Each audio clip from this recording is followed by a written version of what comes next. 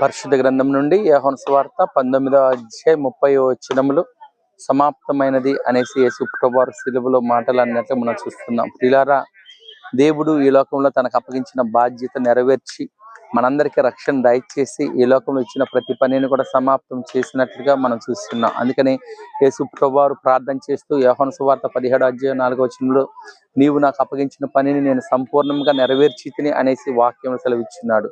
ఈ 6వ మాటగా మనం కూడా గుర్తుపెట్టుకోవాల్సిన మాట ఏంటంటే, దేవుడు మనకి ఈ లోకంలో ఏ పని అయితే చేయడానికి మనకు బాధ్యత అప్పగించినాడో ఆ బాధ్యతను మనం సంపూర్ణంగా నెరవేర్చి ఆ పనులు మనం సమాప్తం చేసేవారిగా ఉండాలి.